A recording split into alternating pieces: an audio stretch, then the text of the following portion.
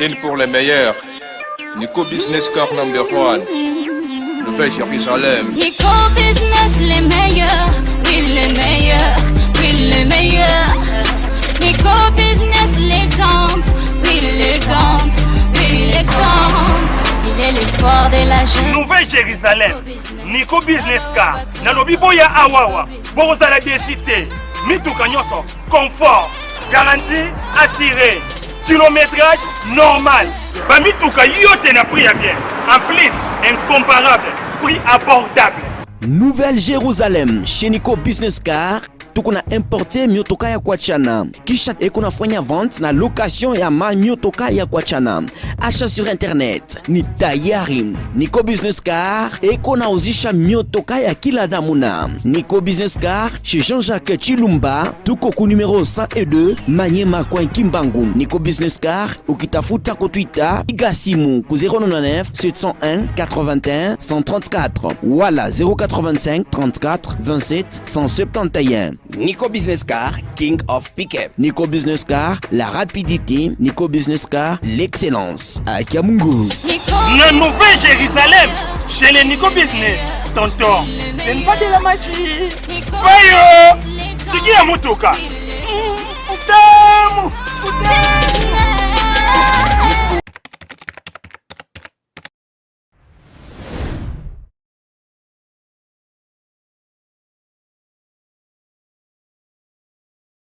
Voilà, merci Nabino tout bolandaka papi kamwasi na tindika mende Nabino comme d'habitude boko sepela comme d'habitude tout ça Nabino plaisir ndenge bolingaka kamwasi ndenge bolingaka tindika en général ceux qui dans l'équipe boyebi ke makambo ezali so makambo pe ezate na lekaraté mais na boyebi sabino que émission est comme plus que pragmatique donc que théorique.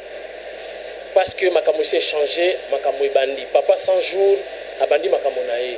AWP émission est changé et comme il y a des normes et comme plus vraiment responsable que n'est tout ça la carrière moko n'engé zalaka mais émission peut vraiment comme changer forme. Pour na lelo, pour na respect na bino, respect à ba maman, toi na moi de la femme. Que je peux savoir d'abord hymne national. Il y a fanfare, il y a FRDC, pour mon comment émission et comment la valeur Moussoussou. Sans plus tarder, avec la complicité, il y a Mike Luzoladio, on a la technique, puis la caméra. Tindika Bangodi.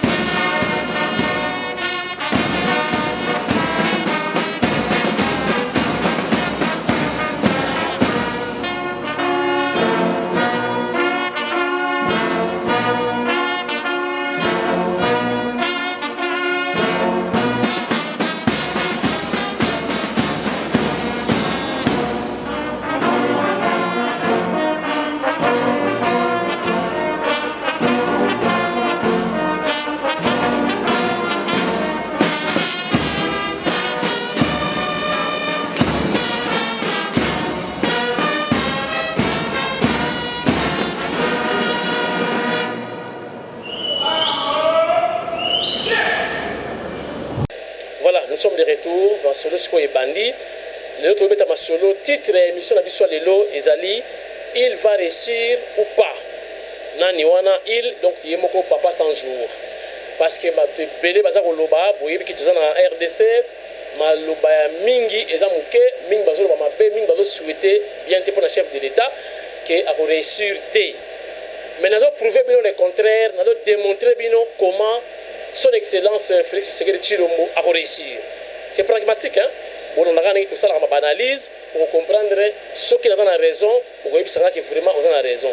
Ce qui peut être à côté, bon, en tout cas, analyse et qui est à côté, tout le monde a réussi. Vous êtes libre d'aller YouTube, comme d'habitude, vous commentez, vous vous féliciter. Heureusement, vous féliciter, vous êtes belé. C'est la démocratie. On a fait mais vous préférez vous j'assume et ça on a problème donc dans un système c'est là vous et ça ne rappelle rien, ça ne rappelle l'autre. Voilà, tu peux aller solo il y a ombre, il y a président Kabila et il y a président Félix. Donc comment on a le président Félix, on a ombre et Kabila, on en parlera.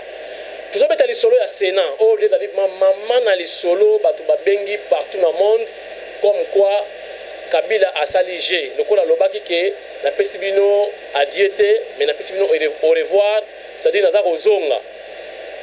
Selon l'analyse de Batou, selon Nenga que président honoraire Kabila Kabange a reconnu na Sénat. Na Sénat, comme ça, la nyonso, abima président ya Sénat, tangu président Félix, soit accident, soit ce qui va bomaye. Ce qui a Koufi, le président honoraire, ancien président, Azongi, na poste comme président intérimaire, voilà, projet Yangouana. Donc, on peut ça va détail tout à l'heure. Démarrage, coup d'envoi, ils allaient hier, dans limité. Pourquoi limité? Parce que limité, Zali Bongo, Jérusalem, il y a président Félix, abandonné dans Jérusalem. Pour avoir moins limité. Abandonné 100 jours na limité coup d'envoi et pesami 488 millions et 145 106 dollars américains dans l'espace qu'il y a un mois. Donc 25 jours quand au pouvoir à comme si somme wana et zali belé koleka wana a débloqué pour le lancement à 100 jours d'action rapide pour palper quelque chose déjà dans 100 jours. Bon, dans une année, dans 2 ans, dans 5 ans, on en a combien? On en parlera. Et à part ça, tout le monde solo, il y a on a la deuxième partie, c'est-à-dire à réussir, tu as réussir, tu as démontré comment le président Félix a réussi. On va la pour, on va soutenir, on va la contre, donc il y a choix na bino. Et à part ça, vous avez 20 heures spécial. C'est reprise dans la bino, car la émission et à la fin, on a divers, comme d'habitude, on a divers, le chef de l'État Zolo Batro, on a divers, et puis trahison, donc on a trahison entre Chibala, Félix, président Etienne, et voilà, Lélo. Moi, le président Etienne, comme président de la République, on est dans divers, et puis comportement, il y a Jean-Marie Kassamba. Dans l'événement, il y a limité, ils appellent la actualité, le Belango, Toro Belango, dans l'émission, il y a les lots. Tu fais un solo. So, bala baocha makele bocha bango pembeni, ya neti bana ya bogisi bompema, na boaki, bala rabo makele, bana poto nengi bazala, kamona makelele, bocha na bana na chambre, l'esprit est bien parce que ma solo, siko ya mboka et bandi. Ombre ya président Kabila, pembeni ya président Félix. Ils allaient normal. Comment ils allaient normal? Parce qu'ils allaient mbalayali bosso tout le monde a deux présidents sortant, na président entrant, bazo vivre na mboka moko, baza esika moko. Dans l'histoire ya politique ya Congo, ils ont mbalayali bosso. Vrai ou faux? Voilà. Et c'est pour cela bosso bon ombre na ye. Effectivement ombre na ye zali, mais zali dans les bons. Ombre na ye zali to la Satan te diabolo, azo bima na sima pour finir président Félix na Kingo. Non. Ombre na ezali et on a bien inquiétude on a besoin de ça non ba simbise ko simza ba simisa ka pouvoir te c'est faux et archi faux pouvoir ya lokola mwasi na ngako di ba ko simisa mwasi na pas mutu ils allaient rater donc ils allaient pouvoir de sacré chef de l'état actuel a mérité a mis chef de l'état il y a RDC azana ba pouvoir nyonso azana ba symbole nyonso ya pouvoir ya mboka azana nyonso na maboko na oya koloba lelo na niveau tout donc nous sommes le lelo et ko salama azali commandant suprême ya FRDC, azali commandant suprême ya la police, azali magistrat suprême. Donc justice nyonso ye na maboko ye moko kutali institution mobimba, présidence de la République et président de la République. Donc ye moko na institution. Voilà. Donc azala ba pouvoir nyonso ba domona lokola ba simbisi ye étiquette azalaka te na makama pouvoir. Donc il a confirmé Bino, il a reconfirmé Bino. Je martèle, je souligne et j'insiste, il est bel et bien chef de l'État. Azala ba pouvoir nyonso na maboko na ye. Namona ki yango na matanga ya Peter Nabiso, non, il y a Yerodia Abdoulaye, sénateur. Walobaki Kalugani Diokoku, Kalugana Masako, Kalugani Nkandiko. Tango ba Rwanda banga basala mobulwa wale 2 août. Tango ba yaka bakataka inga nde Yerodia lokwazalaki azaka sénégalais mukongo mutamadimba eska accident salamaki wana citerne ezika kimboka Yerodia yangwana na yebi mboka wana. Nde apesaka ordre na bandeko ba Congo ke so bomoni ba Rwandais wana bopesa bango maïté bopesa bango le nio côté. Donc voilà, wana na daga juste pour expliquer bino, c'était na matanga ya Yerodia Ndombasi. Bato bayaki wana ebele, famille présidentielle bayaki na remarquaki quelque chose. En tant que journaliste d'investigation, na moni ki ya solo Fachi a eu pouvoir mobimba. À l'époque, sur ba manifestation du genre ezali biso ba oyo okoma pembeni te okoma te mais tokoma ki 0 mètre na bazowe Kabila 0 mètre na Jeannette Kabila na talenga bia Fachi a eu pouvoir ya solo et loko famille Kabila ou président Kabila senga ki yango c'est-à-dire liberté ba pema na bango azana posalia shawarma na ye abeti mwa tour azana besoin babeta mwa tour na kinkole abeti tour, c'est-à-dire bagina besoin ba pema bazo mwa liberté ole ki ba yunga na yungana bakene ba exil makambo ebele ezaka pasi ezaka bien ti malamu azana Congo azotambola na ye azopesa bato mbote bakomi donc mais c'est tout le monde mais lokola baza ba député donc baza na ba militaire na bango wana mais en tout cas ndenge zalaki kala ba activité ndenge wana yo tindika okupusa ngona ndenge donc okaka umusukuma umufunge amukamata donc bazako tindika okoma kututi mais ils étaient là simple okoya PCP Zoé Kabila honorable bonjour Dada bonjour je vous dis c'était simple et facile. Donc je disais bakomi na bango normal, bakomi na bango humble, bakomi na bango simple, peut-être bakomi na inquiétude que le peuple congolais par rapport à la gestion, par rapport au niveau Mboka, ils avaient aussi peur à mon avis. Il y a vraiment bambila ebele poussa muta poussa na te. Bakomi simple, j'étais à 0 mètre avec Zoé Kabila, j'étais à 0 mètre na Dada et voilà. Donc Fachi a plein pouvoir, pour les autres douter, est allié, c'est son droit. Mais en tout cas, on a confirmé que Fachi a un pouvoir mobimba. Kitoko, Toleki. Je crois que l'éclaircissement est mis quand même côté wana. Plan B, il y a M. Kabila. Selon bato bana poto ne bazo benga biso bato bele bazo beta masolo makama Sénat. Na ebité bana ba fabrique ka ba masolo wana. Ki na Sénat, boyna boye, akobaluka, Fachi a un problème, ba ko empoisonner ye. Allez, président Kabila Zongi, président intérimaire, après Zongi chef de l'État. Vous voyez pourquoi chef de l'État sortant ou honoraire Kabila Katakisuki? Ou bien pourquoi Takisuki? Même quand vous avez un problème belé. Mais aussi Fachi Ningazawana peut-être peut à la Lanzala. Parce que c'est un défi. Il faut peuple congolais Oyo et il faut pas sentir qu'il est dans le bango. Ils ont objectif naïe, il faut pas sentir, il faut tout sentir. Plan B, on a d'aller monter de toutes pièces, c'est là, président Félix, et comment dirais-je, le président sortant, ou le président honoraire Kabila. Et ça, dans le sens, c'est impossible. Vous avez peur, vous avez poto, qui est noir au zonga, à Saligé, à Kopaluki, le président Félix. Non. D'abord, dans le Sénat, éclaircissement, dans le Bandi Sikoyo, dans le Panza.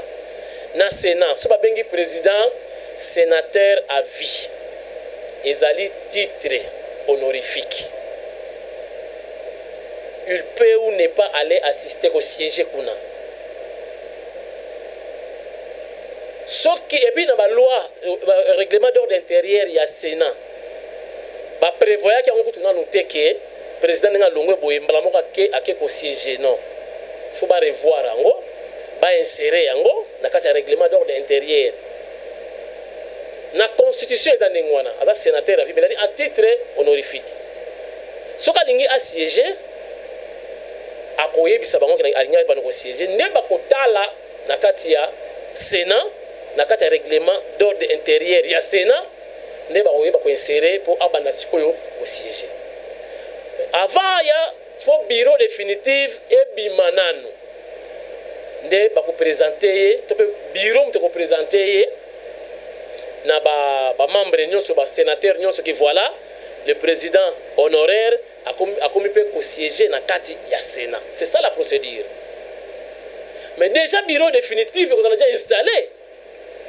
Comment il y a commencé le président dans le Sénat? Pour l'élection, on a même dans le bureau provisoire, le bureau définitif n'est pas représenté officiellement. Ou il y a une recherche plus que moi, il y a une recherche. Et c'est ça la procédure.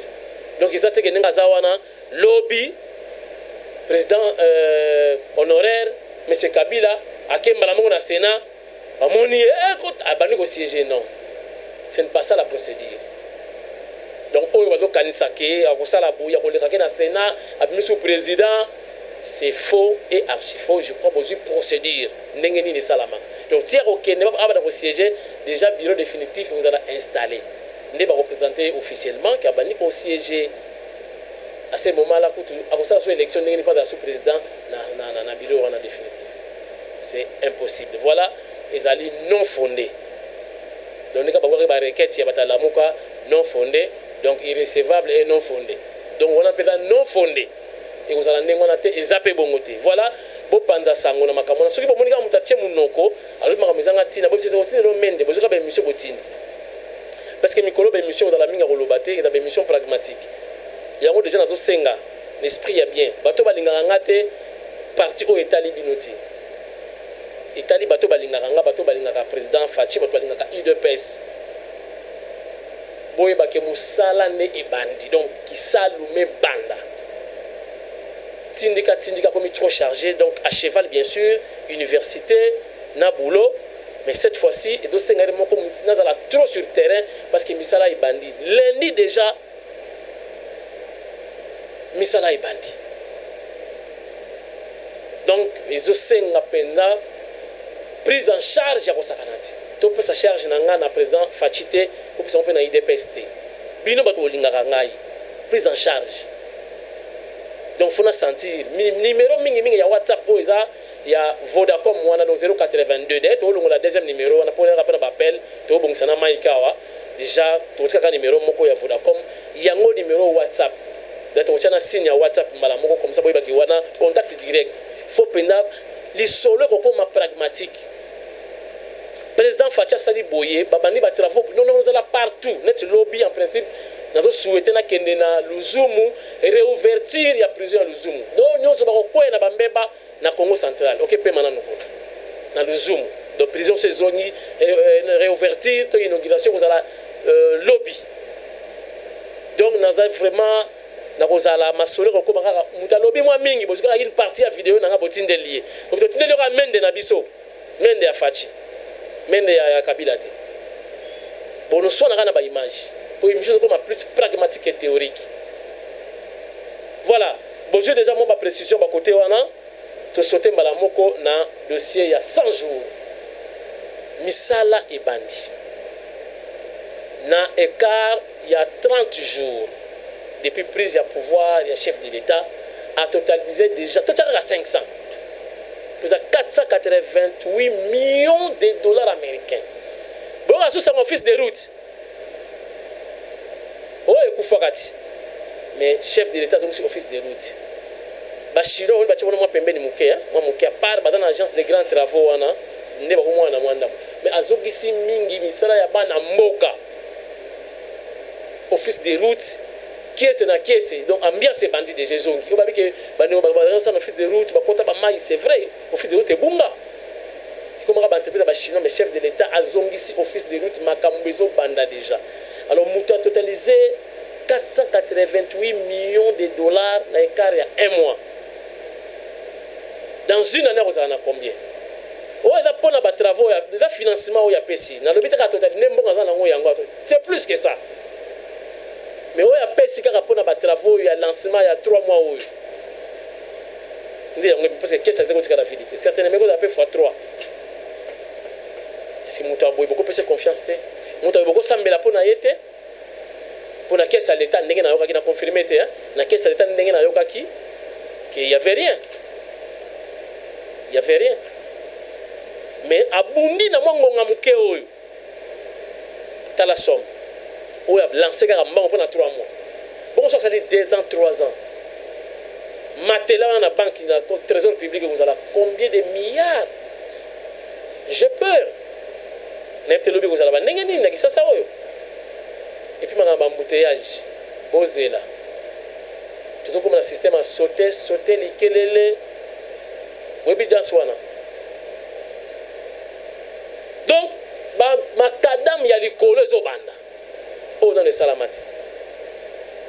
On saute mouton. On a bana IBTP hein, parce que la construction ngana yebi on penati. Mais je crois que c'est ça. Saute mouton. Bozo kende cimetière na Mbenteke, bozo kende cimetière na côté aéroport Bokabwani. Bana na se na voiture mususu mama likolo. Bobo ça na ba moto ngabo. Saute mouton ezobanda. Donc kaka boye likolo, batu mususu na se batu mususu likolo. Wana fachi. Abandi makambu na ye. Oh embouteillage. Ozana na foire wana. Olgo kene ipen.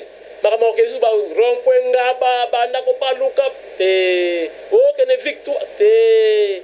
Raccourci to banaka na deuxième porte wana ya foire. Direct.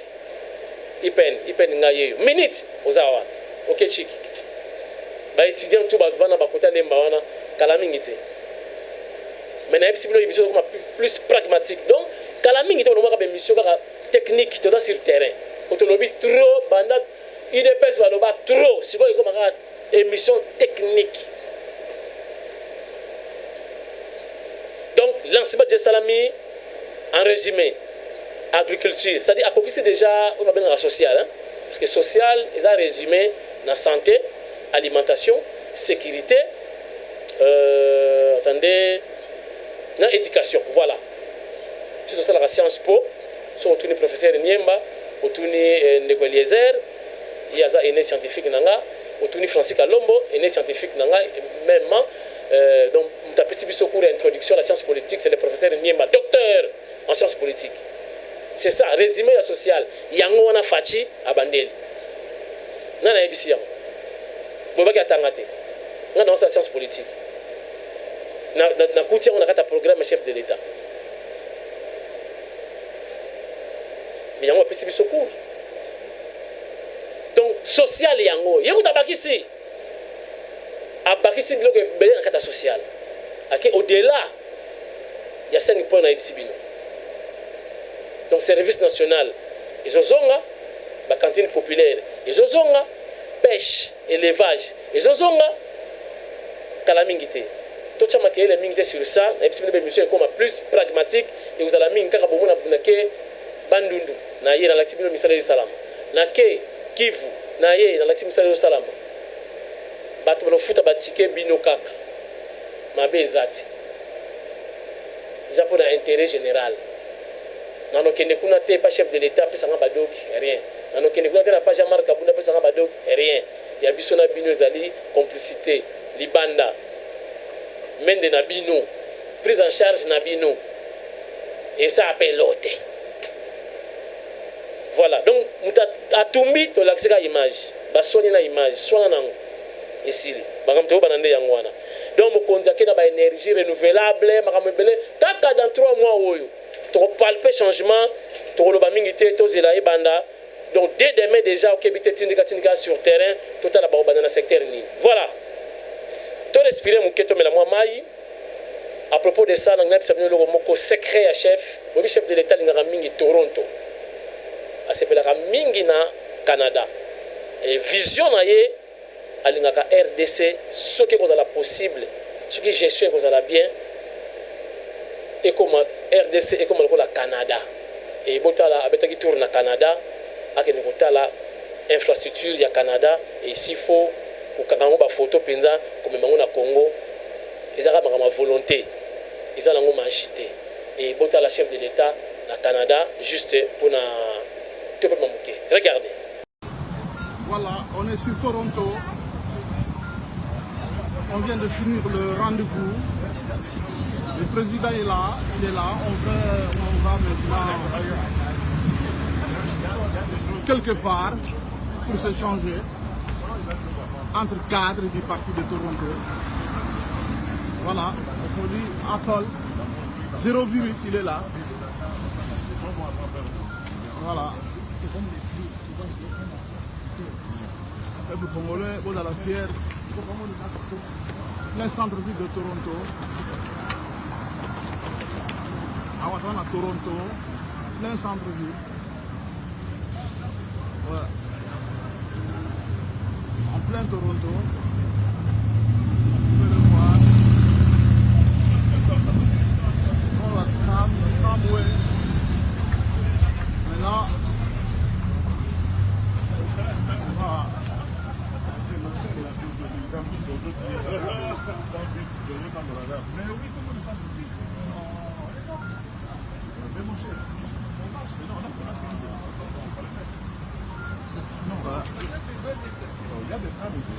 Le président est là. Non, non. Les copains. Dans Gilbert. Dans la section. Le diplomate. Oui. Le secrétaire. De très beau tram là, de Yessica. Oui. Moi je suis ton frère. Tu es mon frère, Yakati. Vous le connaissez lui là? Topin, mais c'est par là.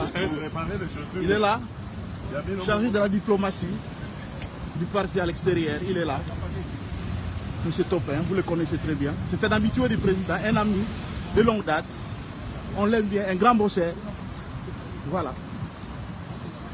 Le président est là, il va prendre place dans la voiture. Je t'en fais. C'est là. Voilà. On va attendre la voiture. Monsieur le président. Ok. Cameraman Belé toujours. C'est top. Ouais. À côté de l'homme fiable. Moi je suis alors. Ouais. Ok. Voilà, nous sommes de retour sur ce plateau. Je crois élément où il s'allait plaisir na président Nico Business. Mutado tekami tuka ya qualité na Congo. Président Nico séjourne à Dubaï. Donc avec Ndukande mituka zoya. Voilà. Élément au plaisir, ça est réellement plaisir. On a Dengi Maya Montana na Suède et pourquoi pas na Isabelle Moulon na Belgique. Et pourquoi pas na papa Omer na États-Unis d'Amérique. Et pourquoi pas na Binonio Sobolingaka papi Kamos en particulier, Tindika en général, na maman Mariam. Hein? Maman Mariam, donc en France. Et ça n'est-ce pas plaisir na Bino Tubolingaka papi Kamwasi, pourquoi pas na Josiana Kamwasi, ma cadette, de moi dans Soukalanga pour 15 ans, Lilo. Donc on a souhaité bon anniversaire. Voilà, donc quand tu fais la maman dans les camos, on a ma titre et émission Nabiso, à réussir, tu as réussir, analyse, hein, Boyo Kagan et Fati à réussir. Comment à réussir? Démonstration. Vous savez, République démocratique du Congo est servie comme butin de guerre durant 17 ou 18 ans. Parce que pouvoir sortant, il y a pouvoir, parce qu'on parle les armes. Oui, c'est un secret de polichinelle. Ben, on conquérir le pouvoir par les armes, par la force. Machiavel, à lobby, tous les moyens sont bons pour prendre le pouvoir. Ça, c'est Machiavel qui a écrit. Mais putain de guerre, ça existe. Parce que l'armée, il y a 48 heures, il y a une guerre ici, au sur, les soldats, au moins ordinateur, aux yeux, au moins aux yeux, il y a autorisé là. Mais où me l'a raté? Mais j'ai comme l'impression, c'est l'analyse dans le Congo, servir la putain de guerre, c'est l'élo. Il y a un bilan, il y a pouvoir au régime électif, et ça catastrophique. Analyse. Tout le président Mobutu a pouvoir mobimbaye, il a compte à rendre dans Mobutu. Boto la réalisation, la œuvre maréchal Mobutu, ce n'est même pas la moitié de Oyo, Boto Afdel Basali. Parce que jusque là, tout le monde est vraiment que l'équipe du peuple était. Tout le monde est vraiment que l'équipe Kamagno l'a. Tout le monde est vraiment que l'équipe Ingate. Tout le monde est vraiment que l'équipe Pont Maréchal T. Pour citer que c'est là.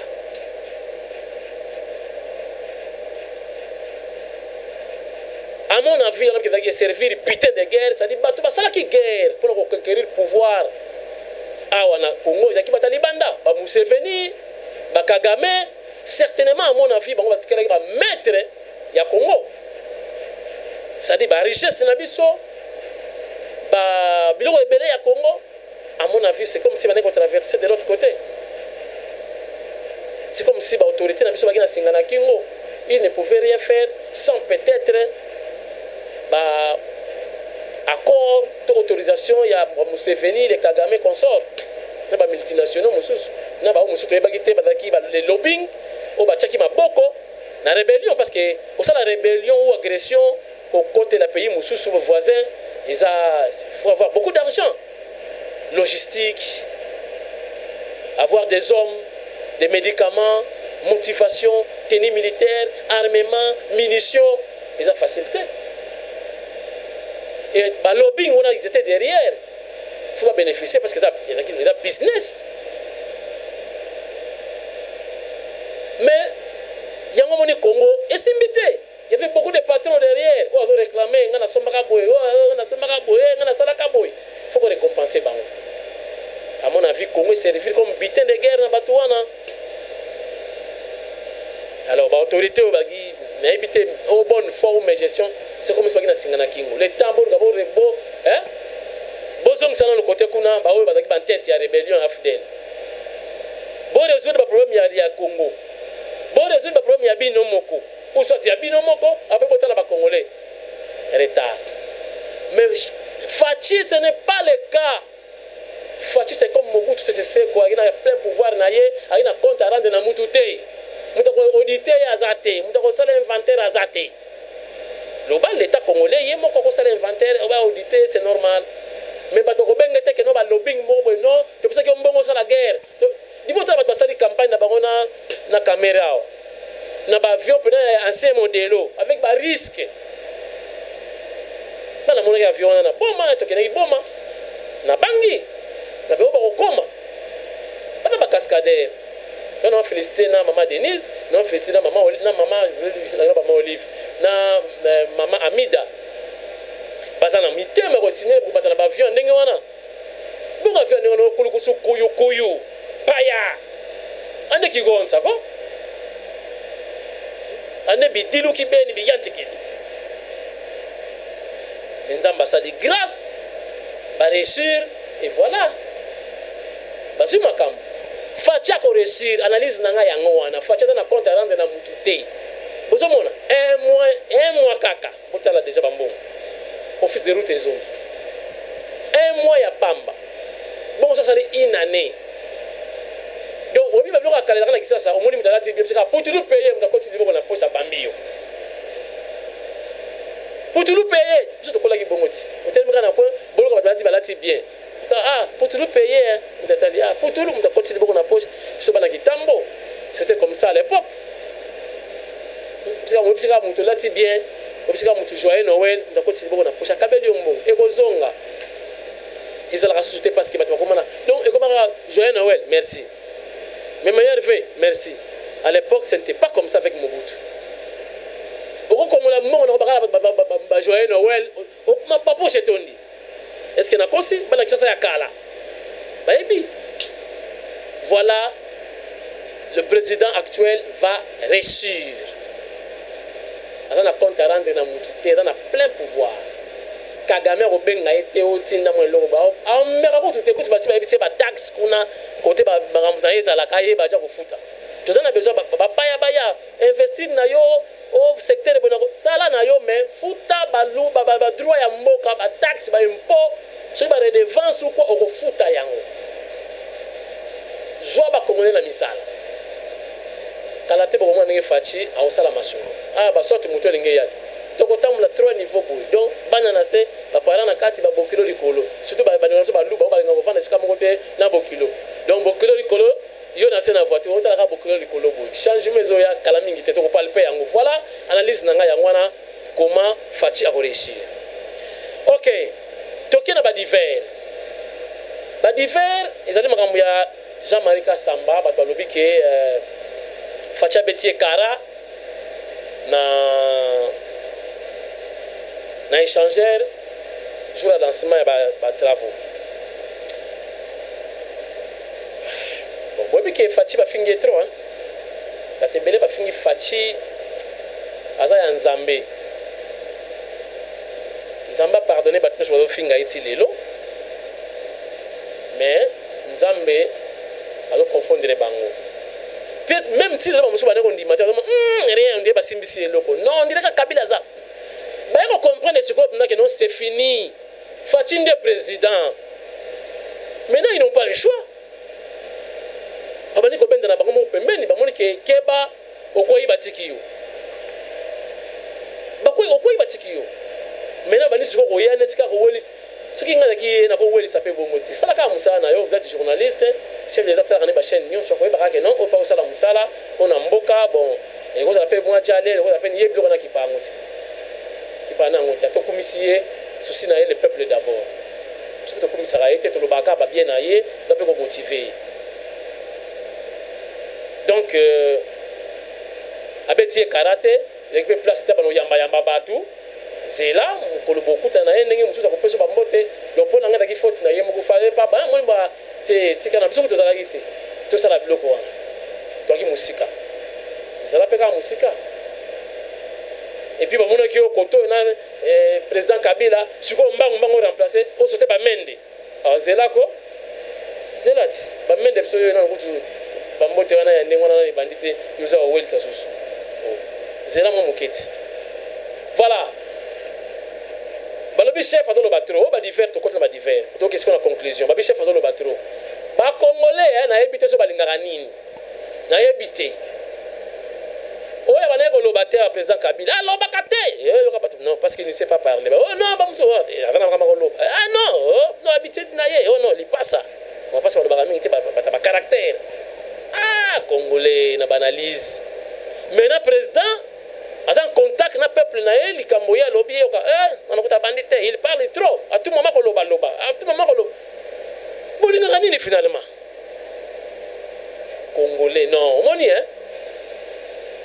moyembi nzembo moko ayembaki awa ti mutu mpena ake na paradis amoni paradis nzambe alakisi etala paradis yango oyo tellement mutu atondaka te mofela akaki congolais mutu wana azomaka azondima te sikoyo na paradis ya solo bon soki pa paradis nzambe bongo lifelo eza wapi donc alingi amona kaka mpe lifelo ndenge ezali tosukaka mpe te meme ata bascientifique yango olingi opuise ti wapi mutu fo azala ndenge nini oyo alobaka te ye wana kei alobaka te ata babomi bato na beni alobaka te ata aksede esalami ebulema esalami bato bakufi alobaka te bobosani taka sikoyo mene oyo azosola na bino tikotaki problème alobi bato bakufi aleki alobi ye boye na bapolisier basali boyebo alobi azoloba trop il parle de trop anana bandi mosala te azoloba loba bomonaka Trump te bomonaka Obama ndenge azalaki te même ata accident et salami, fusillade et salami, à l'équipe les mêmes jours à lobby. Vous n'avez pas de Tala kuna balobaka, yé président Kabila lobakate. Les gens comme Fatia Zoloba, à lobate. C'est comme une fois dans l'année. Ça passe, hein. Nous devons convaincre que nous sommes les athées, car Nzambe. Et on a Nzambe pas batama. Parce que Nzambe a bimia, pour le baquet yété. Pour le Nzambe moussous. Voilà. Tokomi na suka. Le bichi bala. Andima kite, akuta ina fachi. Trahison, ils sont le gomabe. Wana bat bazou, le beta va divers. C'est vrai. Il a un conseil à nos repères, en tout cas, pour nos propos, on a fait la constante, la fidèle. Pour même, il y a un peu de coaching, qu'on dit matin, na vie, na yé, qui a comme on a fait président, yé, premier ministre sortant. Baké Basali, rassemblement, elle les mettait, na bolinga ko j'étais là, jour Basala qui déclaration, on a qui est comme elle est Kasavubu. J'étais là dans la image, sur la radio, on a tindika, il y a des archives, au monde à Isali, na bolinga ko na ba vina biso kiakwama tanga timela ki bale da mabe abenda shita simakima lelo yo chibala premier ministre adokende fachi président ba vandi sena podium madomo la magino avandi wana mwana ya Tshisekedi président donc boza la ka mayele bo linga ka trahison te et ils a vraiment leçon hein les tout botaki ba image za ba leçon ça la belé wana. Et puis, il y a des injures, il y a des fingi bango. Le peuple a fini par des pestes. Pour moi, il y a des drapeaux qui dépassent. Il y a des manifestations qui sont Kabila. Il y a des drapeaux partis, tout lié à FCC. Donc, il y a 20 000 drapeaux. Les drapeaux sont pénalisés. Ceux qui 3-4 drapeaux, c'est-à-dire qu'il y a un peuple. Le peuple a sanctionné Batounaye, il va trahir. Il y a un peuple. Il y a un gouvernement qui est Mayele, pour gouverner bien, pour peuple, le lobby a fini à Bignoti. Voilà. En titre de rappel, émission Zayabino, émission comme plus pragmatique que théorique, soutien. L'esprit a bien. Ce que l'on a fait, on a commencé à bambongoter, on a commencé à péter. On a sengiyoté. On a sengiyoté. Tindika en général, on a arrivé qui sont mes papiers qui sont au balingaka papi moi aussi en particulier bosala viongolo to banaki Congo kintuki mate noyé parce que na kokoma vraiment surchargé je suis obligé ya kozala partout misala ya mokonzi salam s'il faut que ne pas voyage na malako ça bien que ne voyage so il faut moi cotisation bochapwa parce que to komina bitumba ya pratique tolonga bitumba ya mafumu sabata azaka ba théorie belebele to biloko ngesi la kala mingiti bono zo bango ndamu ka moi son air moto son air moko to de la mingi sute be mission comme ma pragmatique muta fingi ozuka zelat na image amende na biso ozuka ko tidelier pa na WhatsApp atali aswani na mende aswani na image pe koloba loba boye ko dimne ngana ke bomonika misala déjà deux demain nazo kitana zappé est-ce que makadame katanaki misala ko mjana suka vous allez plus misala ki maloba merci et donc votre numéro ya sikawana donc WhatsApp nanga ya kalawa donc yangonde li solo yangonde contact to solo là pour contribuer to soit dans la image dans la motiver dans la partout comme un état sorcier comme on dit en politique donc état sorcier un état partout c'est impossible, mais c'est-à-dire que nous sommes forts, nous sommes partout pour vous prouver, vous démontrer les actions ou les œuvres du chef. Merci, Nabino Touboulandi Papika Mwasi. Merci, Nalelabino Nanenga Muketi. Mais, ils ont un intérêt général dans l'émission. Merci, Mike Nouzoladio, avec la caméra, il y a une technique, la régie finale, il y a une chose spécifique. Merci à mes collègues, mes camarades étudiants dans l'IPEN, dans GD Sciences Po. Merci, en tout cas, prochainement, plus pragmatique que théorique. Bye bye. Une pour les meilleurs. Nico Business Car number 1. Le fait Jérusalem. Nico Business les meilleurs. Oui, les meilleurs. Oui, les meilleurs. Nico Business les temps. Oui, les hommes. Oui, les hommes. Il est l'espoir de la jeune. Nouvelle Jérusalem, Nico Business Car, Nalobi Boya Awawa, Bozala Décité, Mituka Nyoso, confort, garantie assurée, kilométrage normal. Mituka Yote na prix à bien, en plus incomparable, prix abordable. Nouvelle Jérusalem chez Nico Business Car tukuna importe miotoka ya kuachana kisha kunafanya vente na location ya miotoka ya kuachana. Achat sur internet ni tayari. Nico Business Car nauzisha miotoka ya kila namuna. Nico Business Car chez Jean-Jacques Chilumba tuko ku numero 102 Manyema kwa Kimbangu. Nico Business Car ukitafuta ku Twitter igasimu ku 099 701 81 134 wala 085 34 27 171. Nico Business Car, King of Pickup. Nico Business Car, la rapidité. Nico Business Car, l'excellence. À Kiamungu. La Nouvelle Jérusalem, chez les Nico Business. Tonton, c'est pas de la magie. Bayo, c'est qui a motoka?